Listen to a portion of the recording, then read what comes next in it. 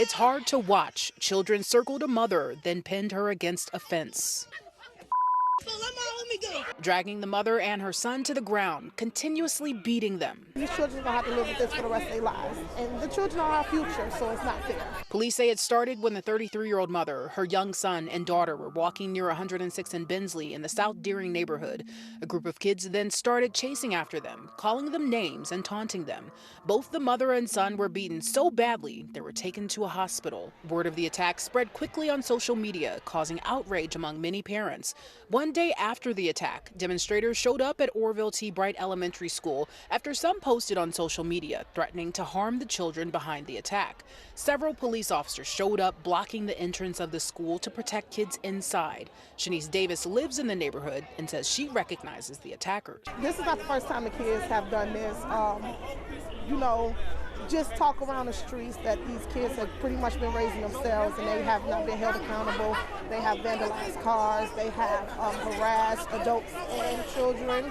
To know and to find out even now that other families are affected by this. We're meeting families out here that their children been bullied and been beat on. Chicago Police District Council member Joseph Williams was inside talking with the principal, the mother, and CPS administration. Accountability is going to be key because if this has been going on, we need to make sure that principal be held accountable for her actions as well. This should have been documented. Parents should have been called to the school, and we got to make sure all around that is some type of accountability that's happening here. Surveillance video shows a teacher slamming the boy to the ground inside the school on October 30th. The 5-year-old's mother, Guadalupe Rodriguez, tells me her son has autism and is nonverbal. This is trauma that my son and I will carry forever. What went through your head when you saw that video? If I'm being completely honest, I dropped to my knees and cried because I didn't expect to see that. I wasn't expecting to see my son be treated in such manner. Rodriguez says her son came home limping on the day of the incident. So I immediately knew something was wrong. I took him to the urgent care and sure enough, he had a fracture and a sprained ankle. She wanted answers, so the next day she went to Wild Peach Elementary demanding the principal open an investigation. That's when she saw the video and asked for more.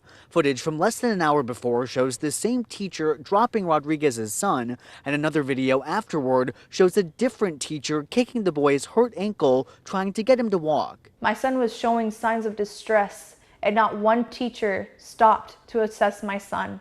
Nobody cared. Columbia Brazoria ISD tells KHOU 11 that the 2 teachers involved were fired. Are you relieved that they've both been let go?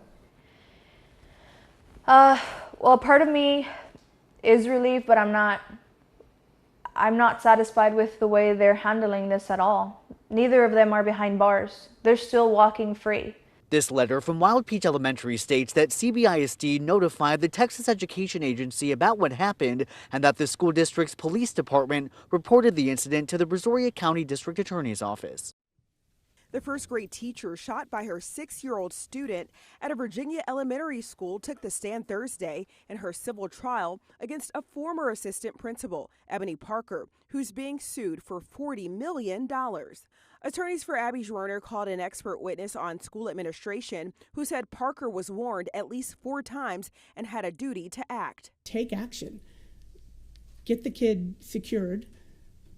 Search, call law enforcement, alert the principal. There are many things that needed to be done, and none of those were done at that time. The defense said the teachers should have taken action. They were the first responders. The 2023 shooting left Schwerner with gunshot wounds to her hand and chest. Schwerner's lawyers introduced body camera footage and police scene photographs into evidence Wednesday. What's your name?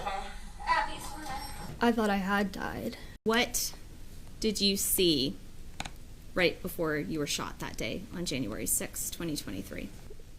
The look on the student's face is a large memory that I have.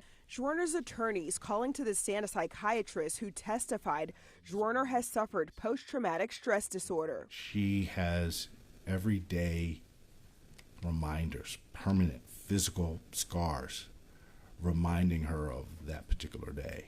The trial could set a precedent, holding school officials accountable for a school shooting. I'm Sherelle Hubbard reporting. Wow, it's just absolutely just gut-wrenching. It's appalling. Mayor Brandon Johnson following a day of high emotion at this far Southside school.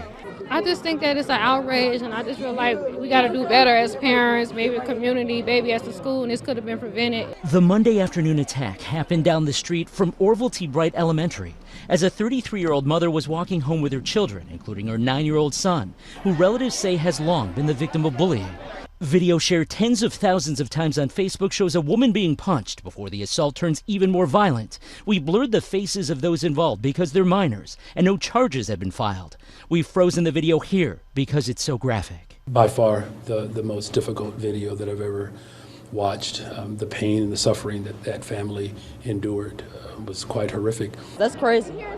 Kids is fighting adults. Where's the parents at? Why are they being accountable for it? Top city officials, along with representatives from CPS and CHA, meeting at the school with that injured mother, who's now being relocated along with her family. Of course, we want to make sure that there's accountability, but there's also something very disturbing about children carrying out such a violent act. There's clearly a need for some intervention there as well.